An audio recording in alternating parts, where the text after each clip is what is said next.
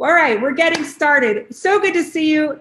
Good evening, Missouri. Great to see you. My name is Rachel Patusik. Welcome to our second Missouri U.S. Senate Candidate Town Hall on Zoom and Facebook Live, hosted by the Joe Biden for Missouri Facebook group, 20,000 members strong, a bipartisan group with Republican, Independent, and Democratic voices across Missouri. And we are partnering with the Kansas City Pitch to run a recording of this town hall at the Pitch KC. My name is Rachel Patusik, contributing writer to the Kansas City Pitch. And thank you to Bree Bowen and Liz Bates for your work behind the scenes to set all of this up.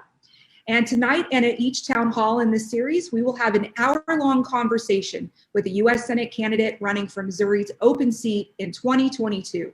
The deadline to officially file for the seat is about a year away, but candidates are not losing any time to launch their campaigns and introduce themselves, and we are glad to hear from them.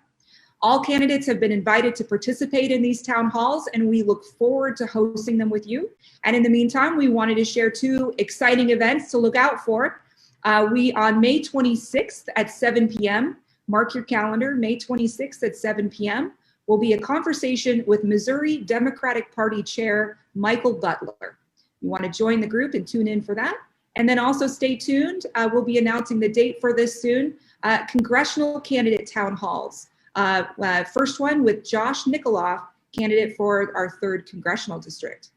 So for tonight and each town hall, we will give each night's guest opening remarks, and then we're going to open this up to you. We want to hear from you, whether you are tuning in here in Zoom in our chat or you're live on Facebook. We want to be taking your questions from the chat, so be sure to share them. Go ahead and drop them in now. Don't be shy. Our moderators, Bree and Liz, are watching the chat, and we will ask your questions throughout this 1-hour conversation. You may not be able to get all of our questions in. We may have more questions than we have room for. That's happened before. Our goal is to introduce you to our candidates and to inspire you to come back and ask more questions and keep the conversation going. So be sure to watch the chat for links where you can learn more, get more involved, sign up for email updates, or take other actions if you'd like, because your activism really makes the difference. So from all of us, thank you for getting involved in the 2022 elections. Now it's time to enjoy, and let's have a good conversation. So you may see our fellow guest here pinned with us, Tim Shepard, our town hall guest tonight. I'll quickly introduce you and then kick it over to Tim to share more about himself, and then we'll open up to questions. So Tim Shepard is a proud Missourian. He grew up in Kearney and Excelsior Springs, and his family's roots go back in this state to St. Joe, Gallatin, and Theodosia on the shores of Bull Shoals Lake. Tim has been a missionary in Morocco, helping underprivileged women access fair trade markets. He became an LGBTQ rights activist within the church when he was fired from that role for being out of the closet. He has been an entrepreneur and a small business owner who nearly fell through the cracks of society when his primary client dissolved their partnership. His response was to couch surf through interviews in New York City with no working phone, no ID, and no money until he landed a contract role for a big Wall Street firm, which he later negotiated into a full-time position. Since then, he expanded on his LGBTQ rights activism to lobby the state legislature to stop 7 discrimination bills from getting through committee. He has become passionate about criminal justice system on a trip through Montgomery, Alabama. He led the divestment effort of his then employer from the for-profit prison industry, successfully getting $650 billion asset manager to stop trading in for-profit prisons. This activism led Tim into public service, and he's delighted to be running to represent Missouri as a citizen and proud progressive Democrat who's passionately working for a Missouri uncompromised. The Tim Shepard campaign platform is to restore democracy, reform capitalism, and invest in our future. And with that, I'll kick it over to you, Tim, to say hello and introduce yourself. Thank you, Rachel, so much for that outstanding introduction. And thank you to Liz and Bree and everyone at Joe Biden for Missouri. It is so fantastic to see so much engagement in the civic discourse and so many people who really believe in being the vanguards of our democracy and keeping the Republicans accountable to make sure that we are able to have a democratic process that's little d democracy be able to take root in our nation. And so I'm sure everyone here just loves dealing with the Department of Motor Vehicles. I know I do. And recently, I had quite the experience dealing with them, trying to get my car titled and registered. And finally, on my third trip there, I was successful. And as the associate was handing me my new plates, I was reminded that here in Missouri this year, we are very proud to be celebrating our bicentennial. And so happy birthday, everyone. The bicentennial really got my mind thinking about the Missouri Compromise of 1820. As a little history lesson, the Missouri Compromise was federal legislation that stopped Northern abolitionist attempts from forever prohibiting slavery from expanding in the United States of America, unfortunately, by admitting us, Missouri, into the Union as a slave state. That's an uncomfortable emotion, so I really apologize for taking you through that bit of our history, but it was really important to me that I lodged the term Missouri Compromise into your thoughts before I continue. And so thank you for bearing with me through that. I'm running for a Missouri that's no longer going to be compromised. And so I'd like to frame our conversation on why I opened it, starting with that term, the term Missouri Compromise. And I'm sure that a lot of people who are a part of this group have loved ones who don't have access to adequate health care. In fact, just today, I was at the Capitol here in Jefferson City. We were lobbying for them to respect the vote of we the people and to expand Medicaid coverage in this state to be a Missouri uncompromised on healthcare. I suspect that a lot of you guys have friends and family and neighbors who don't have access to adequate high-speed broadband internet so that they can be able to participate in events and forums like this one. And it's unacceptable in Missouri that we've compromised on how many people have access to that vital infrastructure. Since I'm sure that almost all of us are in agreement that the events on January 6th were an absolute atrocity and unacceptable. And frankly, it's frightening for us to have watched this slide toward autocracy that Missouri and the United States has been on in recent years. And it poses a very real threat to our way of life and to our democracy. And that's what we're all fighting for. So thank you all for being a part of that process. I'm running for the United States Senate to represent a Missouri who's no longer going to have a senator who will compromise on healthcare. I'm running for a Missouri and to be your senator who's no longer going to compromise on the value of our children's education. I believe in a Missouri that's no longer going to compromise on the value of democracy. And that's why we have to pass the For the People Act, the John Lewis Voting Rights Act, and get campaign finance reform so that we can have adequate representation of, by, and for the people, and not just 12 billionaire families who contribute 40% of all campaign contributions since passing Citizens United. I want to be a senator from Missouri who's no longer going to compromise on LGBTQ families' rights, like my own, to exist in our society, and especially in this state. And I believe that Missouri wants a senator who's no longer going to compromise on the value of Black lives. And so, as Rachel said, in my campaign platform, we're really aiming to restore democracy, reform capitalism, and invest in our future. And it's with all of your hard work, all of your volunteering, all of your donations at tshepard.com. I'll put that in the chat. And all of your help registering as many as 200,000 new voters in this cycle, that together we will flip Missouri blue in 2022. And together we're going to declare to the world that we are a Missouri uncompromised. Our kids, our grandkids, our nieces and nephews, They deserve to inherit a vibrant and prosperous world with an America that continues to lead in innovation. And that's why we need to invest in green new infrastructure, because we need to ensure that the new jobs and wealth of the future are created right here at home in the United States, and especially in Missouri. And we certainly can't afford to compromise on our children's secure future on this planet. And it's that serious. I'm Tim Shepard.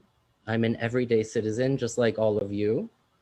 And I'm so happy to be presenting to you tonight. Thank you so much for having me. I believe that families like mine and families like yours, we are America. And we believe that we are a diverse, multi-ethnic, multicultural, multi-generational, multi-abled, multi-gendered, and multi-oriented society. And we all hold these truths to be self-evident, that all of us, Diana, KD, Joe, we are created equal, and we deserve to be represented equally in the United States Senate, not just the elite few.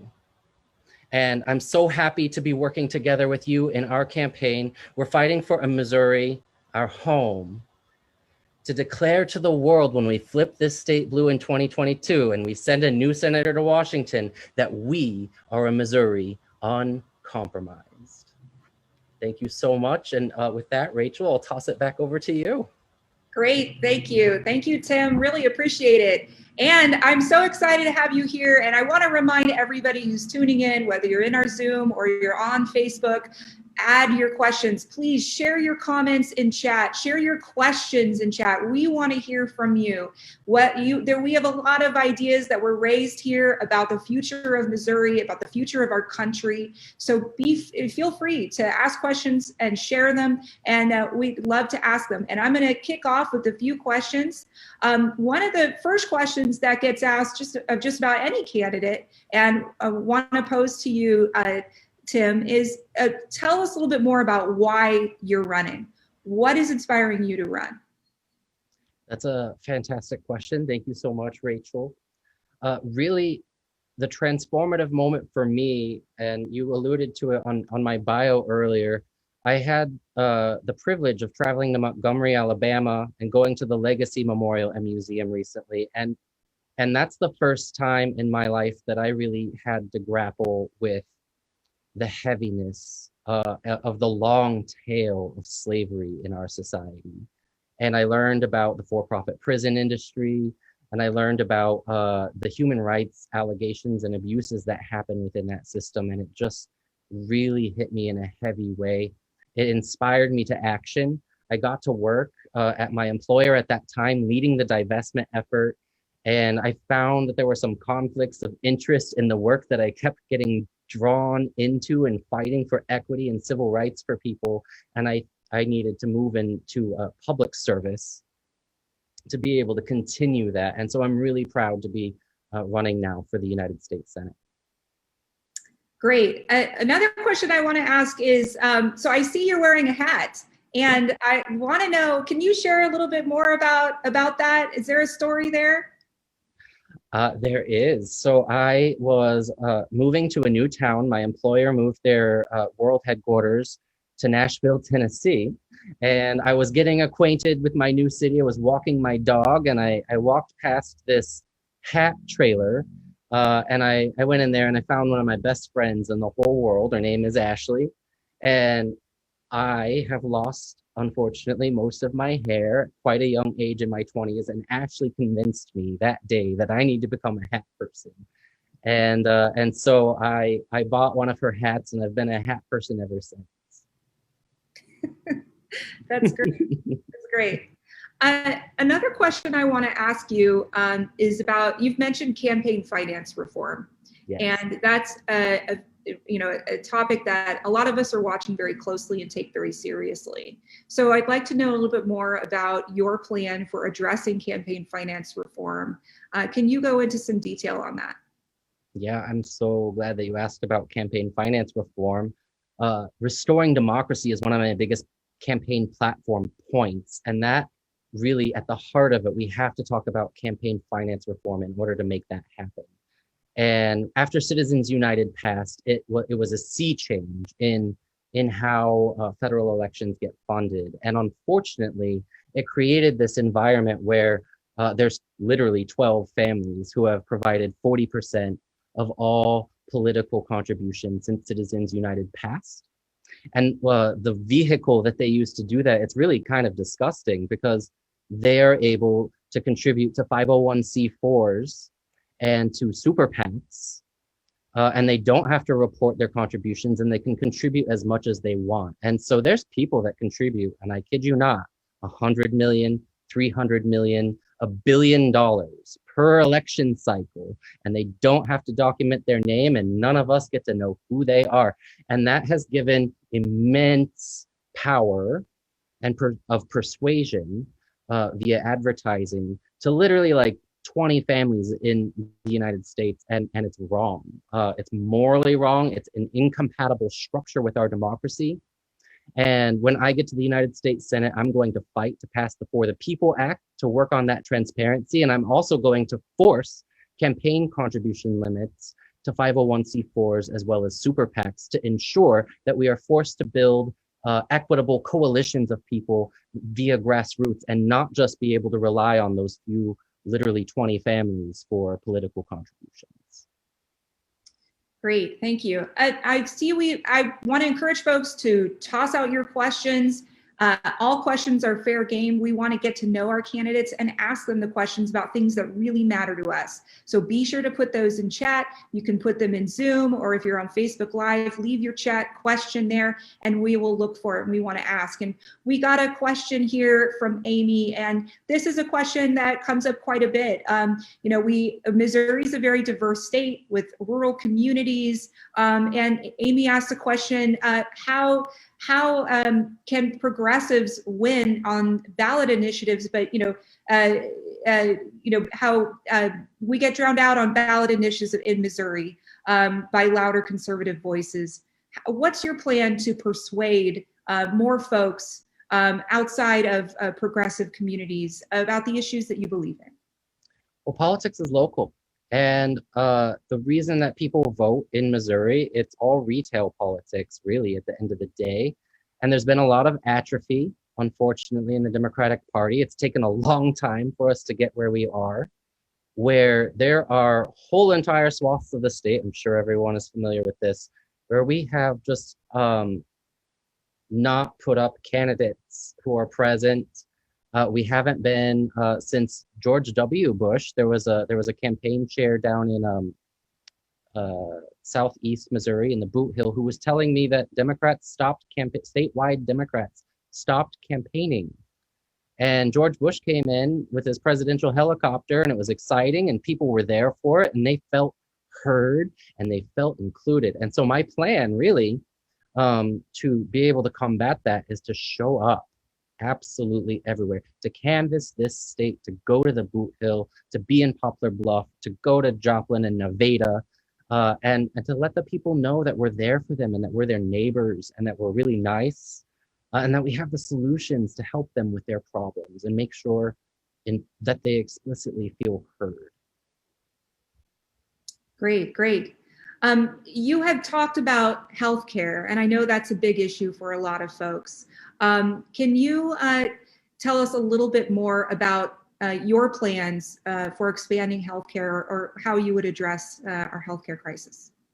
Well, I'm a huge proponent of a single-payer healthcare system, and I'm also a huge proponent of voting yes on every single bill that gets us closer to that. Anything that we can get through the federal legislature that's going to expand people's access to healthcare, I am all for it. And I think that we need to get closer, if not all the way, to a single payer system to make sure that every single American has access to healthcare. It is a human right. My mom had multiple sclerosis when I was a kid. I watched what happened to my family as she was denied access to health insurance. I watched them lose their home. And there's just too many families in this country who we heard story after story today here in the Capitol of people who are falling through the cracks because of medical debt, who aren't able to work in order to make an income because they have to go to the hospital. And it's just such a horrible, really atrocity that we've forced ourselves into, and it's wasteful, and I think that we can do a lot better. Single payer system will actually save a lot of money. We've seen the math for that, and the majority of Americans support it. So I'm really excited to be able to get behind it. Great, thank you. And thank you. I'm seeing some more questions in chat. Thank you so much, Katie. Thank you, Beverly.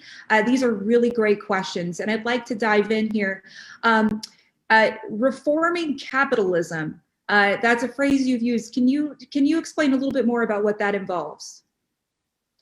Well, yeah, I think we've all seen where we are in the current state of capitalism, and we're having a huge minimum wage discussion, which is really important. We've got to get that wage up. We've seen unions degrade over my lifetime. There are a lot of right to work laws that have passed in states all over this country that have eroded their power. And so I think with the monopolization that's happened, and with the erosion of labor's seat at the table, that we need to get some reforms on the board. We can pass the PRO Act. That's a huge lever that we have. And then I have my own proposal that I would like to introduce in the United States Senate. Recently, the Business Roundtable, which represents the 100 largest corporations in the country, redefined the purpose of a corporation. And so from the 70s until present, the purpose of a corporation was defined by serving investors only. And it was assumed that by serving investors that we'd be taking care of labor and taking care of our communities. And we all know that didn't work out. And so the Business Roundtable has come to grips with the fact that that erosion led to us almost losing our democracy. And they've just recently changed the purpose of a corporation to include community stakeholders, labor, as well as investors. And I think we need to hold them accountable. And I'd like to introduce a bill to require all publicly traded companies to expand their corporate boards, their corporate governance, to have at least 50-50 representation with community and labor interest next to the shareholder interest. And you would be amazed at how powerful of a lever and a tool that will be when compensation questions come up for executives, when labor and communities have a vote in the corporate governance of how these big companies are behaving, and we can hold them accountable. Thank you, thank you. And we have another great question here about justice reform initiatives. So, while St. Louis has a new mayor, there is a struggle to address justice reform. What advice would you have, and what's your plan for addressing justice reform? Well, we need to get a culture that enables the good players in the police force to be able to hold the bad players accountable. And we've seen time and time and time again that it's actually structured in a way right now where the bad players are able to get away with evil atrocities, and there's public pressure to be able to support them. And we have to change that culture. I'm really encouraged by the election of Tashara and the fact that she's closing the workhouse. And I am really pleased with what I've seen the Biden administration doing recently, and getting some reforms in place that I think are going to go a long way toward enabling the culture in policing to actually be able to elevate the good guys so that they're actually encouraged to report bad behavior and hold bad players accountable for breaking the law. Thank you. And thanks, Amy, Katie. Thank you, Beverly, for asking questions. Really appreciate it. Keep them coming, whether you're on Facebook or here in the Zoom. We'd love to hear from you. This is our time to ask questions. So keep those questions coming. And I have another question for you, Tim. So this question comes from Gary, who's wondering about, Republicans are increasingly engaging in culture wars, as Gary points out in this question, fewer policies, more culture conversations. And how would you reach out to those types of voters or that community to talk about progressive policies? Thanks, Gary, for that question. It's fantastic. And I think what we're setting up to frame with this concept of We Are America, and we're building a campaign around that, is to help people, remind people of our patriotism. And it's a uniting principle for all of us, that we're all Americans and that we're only going to be strong whenever we're united together against the challenges that are in front of us. And we have many. China is ascendant right now, and they are taking the vacuum of power that the Trump administration left for them, and they are investing heavily, and that poses a very real threat to our security. Russia is doing the same thing in Ukraine, and then we've got climate change to worry about. And so I'm really hopeful through We Are America, concepts like We Are America, and as we roll out that ad campaign, and Missouri Uncompromised, that we can tie into that deeper sense of patriotism. And then for the single issue voters, I know that there's some hot button issues, but I'll let those questions come up separately. Great, thank you. Another question that's coming in is about incarceration. A majority of states are spending at least double the amount of money on incarcerating prisoners as educating students. Yep. And as a senator, how would you work to end this problem? Well, I think we need to revise the schedule of crimes. I was in Montgomery at the Legacy Museum, where I learned about the huge amount of non-violent drug offenders that are currently incarcerated. And I also learned that many of those people are actually picking cotton, literally in our fields. And so we need to revise criminal justice so that non-violent drug offenders are put into a different kind of a system. We either need to decriminalize marijuana completely, which I support, or with other drug offenses, we need to have programs set up where they're not put into the criminal justice system, into the penitentiary system, because that is just not where they belong. We're the only rich country, OECD country in the world that incarcerates people at this rate, and we should be ashamed to be leading the world in incarceration when every other rich country has better programs to help rehabilitate people who have addiction problems. Another question that comes from chat. Thank you, Liz. Republicans are, working hard. Liz asks to suppress votes and asks what your plans are to expand voting rights. I support the John Lewis Voting Rights Act 150%, and if that gets passed before I get in there, which I hope it does, I'm going to continue to fight for a better system for people to be registered automatically, for automatic eligibility for mail-in voting, and to make it as streamlined and easy as possible for people to be able to vote. If we want to require voter IDs for people to be able to vote, then we need to make it free, easy, simple for people to be able to get those IDs. Because I was falling through the cracks once, and I can tell you, when you need to get a verified ID for employment and you don't have access to your birth certificate and you don't have money for the bus fare and you can't afford to pay the fee, you're not going to vote. You're just not. And we need to end that problem. Great. Thank you so much, Geraldine, Amy, for asking some really great questions. Let's dig into these. Geraldine asks to discuss your stance on abortion. And in addition, how do you plan to reach across the aisle to single issue voters? Well, I'm very, very pro-choice, and I think that the government has absolutely no role in anyone's anatomy. That's just opening a huge can of worms. And for the party that prides itself on defending civil liberties, I don't know why we would want to re-traumatize women or ask them why they would be contemplating their personal choice. I know too many women. I think the statistic is something like 80% of women are molested at some point in their lives. And that is a shocking number. And I personally know a lot of women who have experienced it. And why on earth, if they decide to have an abortion, would we dare ask them any questions?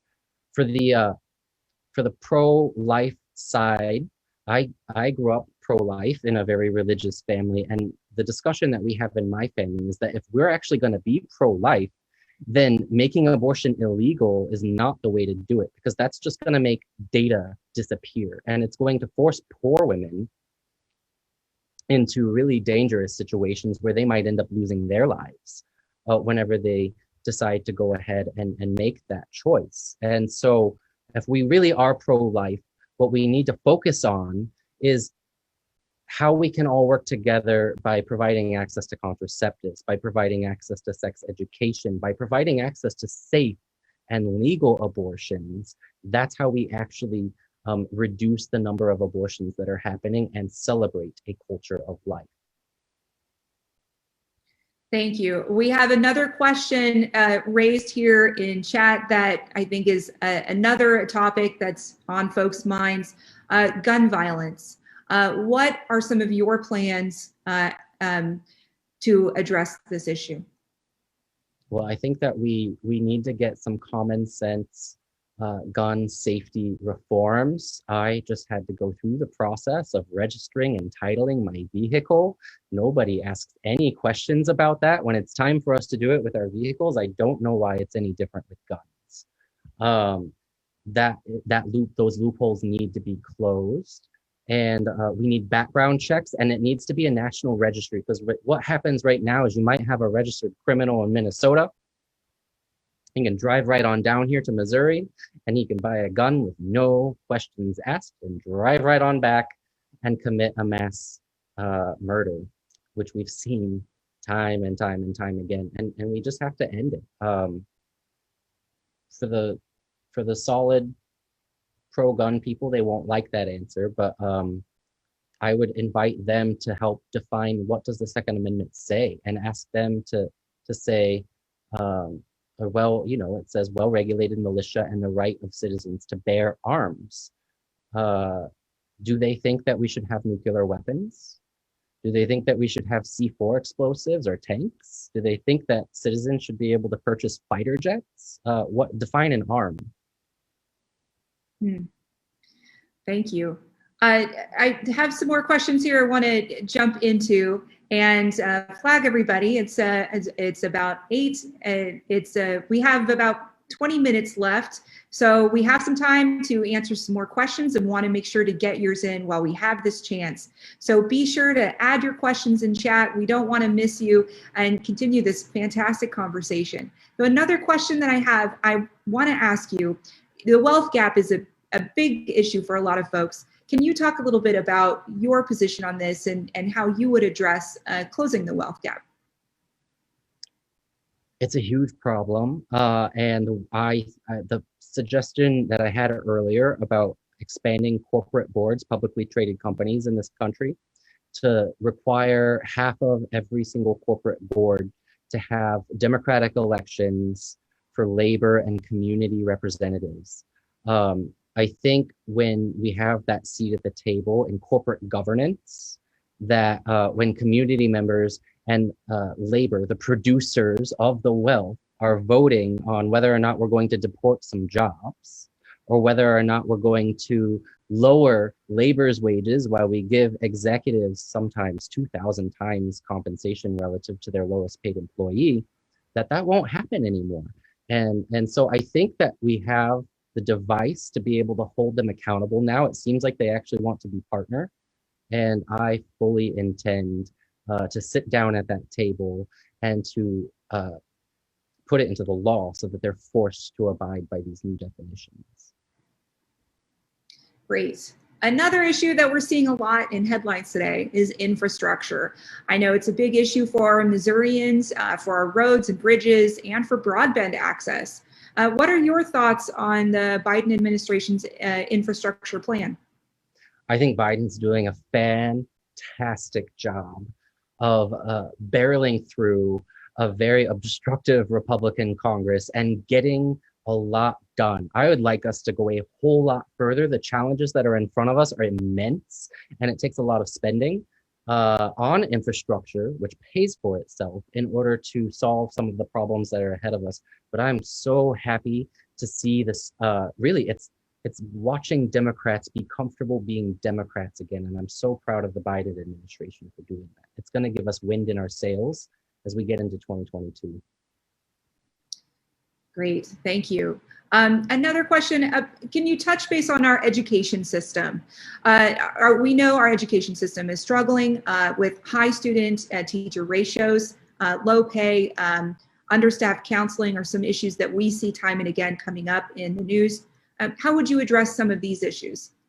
Well, I think the Department of Education can do a whole lot more in terms of funding to help equalize the playing field in states or in areas where they don't have the property tax base to vote up and vote up and vote up.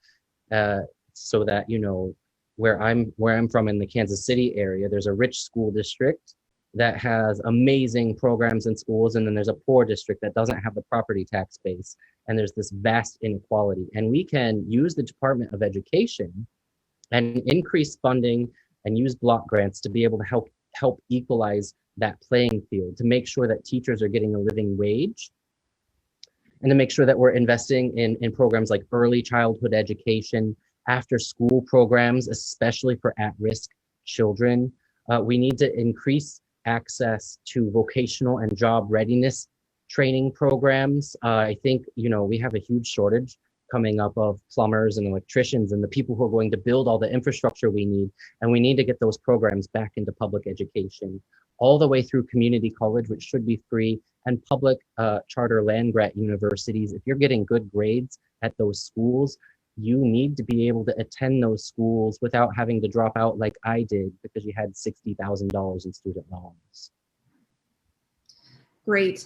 Another top issue we're seeing time and again is our climate crisis. The Biden administration just held a summit and announced cutting carbon emissions. I'd like to know a bit about your position on our climate, our green economy, what sort of plans you're offering to help move us forward. We need big, we need bold, gigantic investment. This is an area where America has an opportunity to really lead the world in innovation again on the scale of the space race and what that did for our economy. We need to do it now with green jobs. And it's easy to go doomsday, and it is doomsday. If we don't make these investments, the entire ecosystem and food chain might break down on us. So we have to do this. But on top of preventing that kind of a disaster from happening, it's a huge opportunity for the United States to be able to beat China and beat Russia by developing the new technology to redistribute our electric grid and to make sure that we're able to reduce that greenhouse gas emission so that we are 7 billion people strong on the planet. I think that's not the exact number, living in harmony with our ecosystem, so that instead of the earth making the decision for us, we can be good stewards and invest in green energy. We have a good follow-up question on this.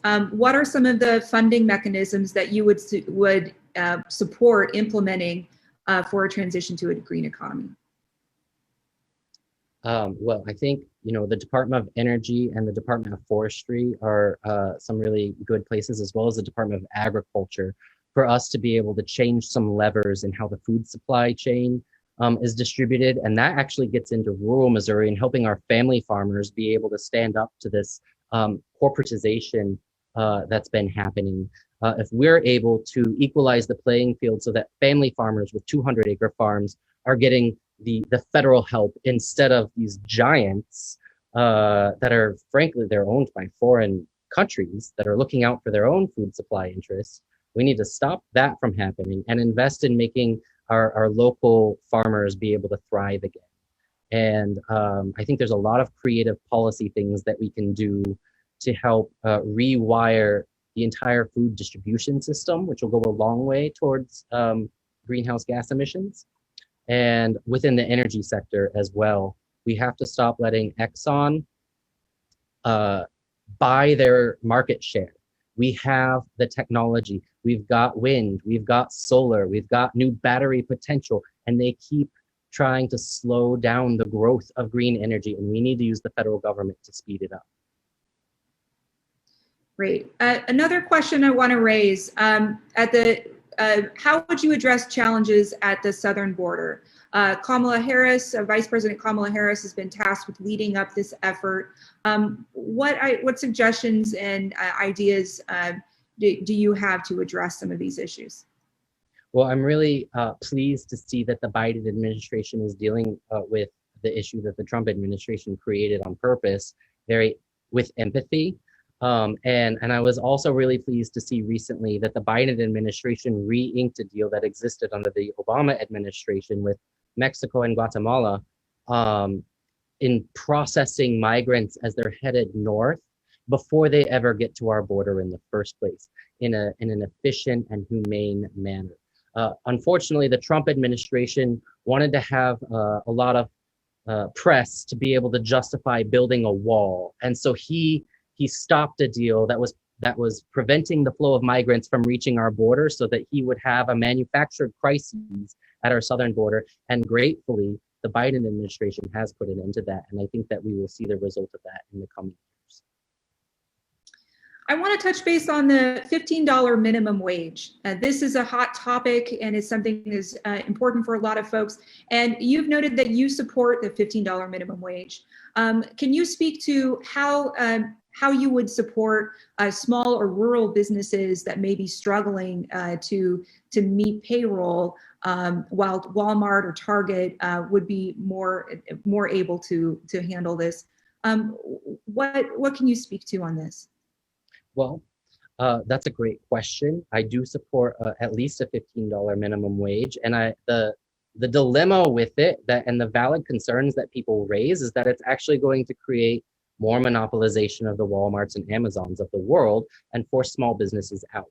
And so we need to work with the Small Business Administration and the federal government and create programming to make sure that we're enabling small businesses to have access to labor so that they can pay a fair and living wage, because we don't want them not being able to compete with Amazon because Amazon has scale.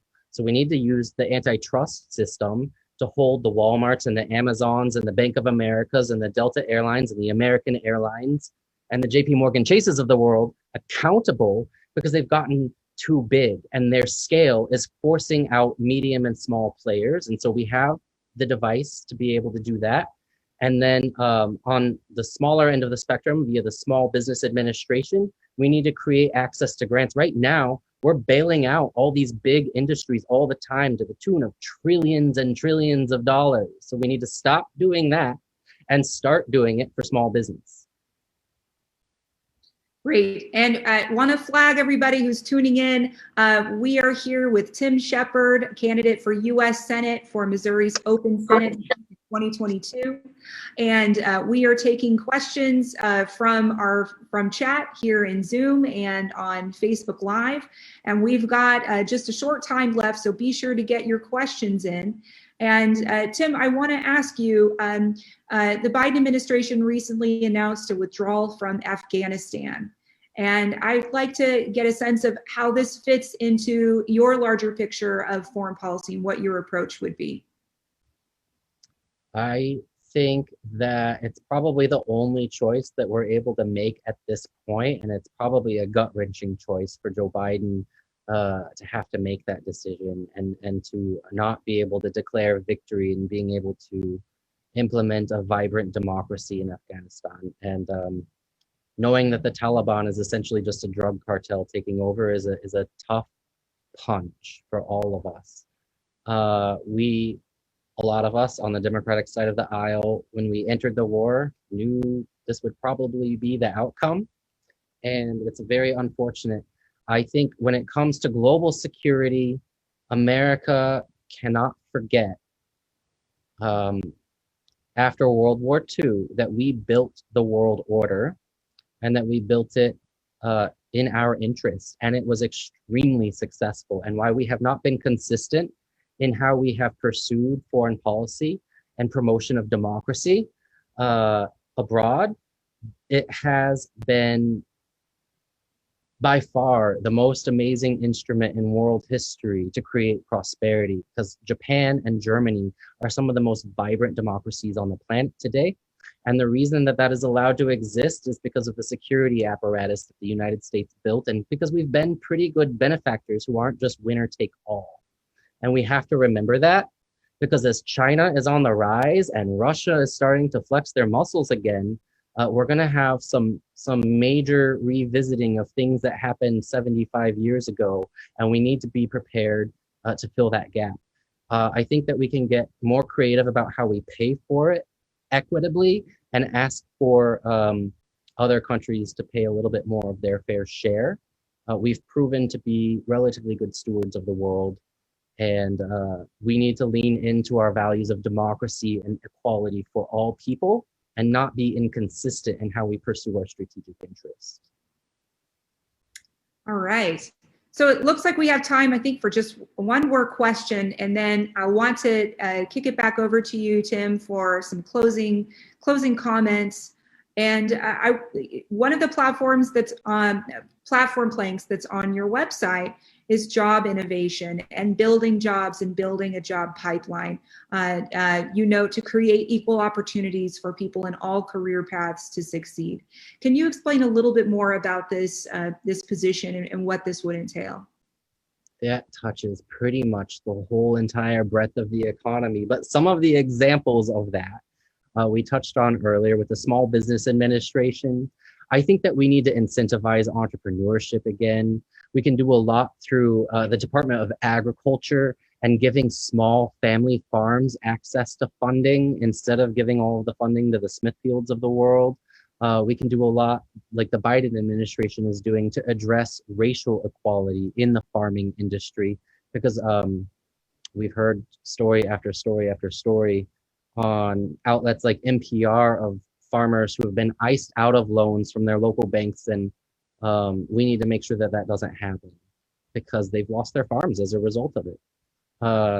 And then, of course, with green energy, we have an amazing opportunity to really put a whole new generation of electricians to work, create new union jobs. I have somebody on my campaign committee who has a new recipe for concrete that's 80% more carbon efficient. We've got 100 more million people coming to the country by, I think, 2050 is the projection.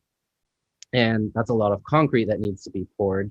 And she's built her plant in a rural part of the country. Those are great, high-paying union jobs that are eco-friendly. Great. Thank you so much. Thank you, Tim Shepard, for joining us. Thank you for sharing your thoughts with us and helping us get to know a bit more about you. This has been a fantastic conversation, and we just have a few minutes left, so I'd like to kick it over to you for any closing thoughts you'd like to share with us. Well, thank you everyone again so much participating in the civic discourse and celebrating our democracy. It's so exciting that Missouri has an open Senate seat this year, and we get to see the primary process play out on both sides. And we as Democrats especially really proudly get to showcase and demonstrate that democratic process to people. I think that's the bedrock of the foundation of who we are as Americans. And when we flip the state in 2022, I think it's how we're going to proudly tell the world that we are a Missouri uncompromised. So thank you everyone so much. I'm gonna need, I firmly believe in campaign finance reform. I'm taking small donations from all of you. There are 6.5 million Missourians. You add that up, $5 at a time, it adds up really quick. And I would love your help. And then get involved in organizations like Joe Biden for Missouri. We have 200,000 people that we need to register to vote. Down in the Boot Hill in southeast or southwest Missouri rather, there's a whole new generation of people who are eligible to vote right now, who are likely Democratic voters, and we need to get them. And the same in Kansas City and St. Louis. We can do this. I'm so happy to be working with you, and thank you so much for this opportunity to join you tonight. Thank you very much. Thank you everyone for a great conversation. Thank you for your questions. Thank you to Bree and Liz for helping do all the work behind the scenes tonight. And thank you to our candidate, Tim Shepard for U.S. Senate, for joining us.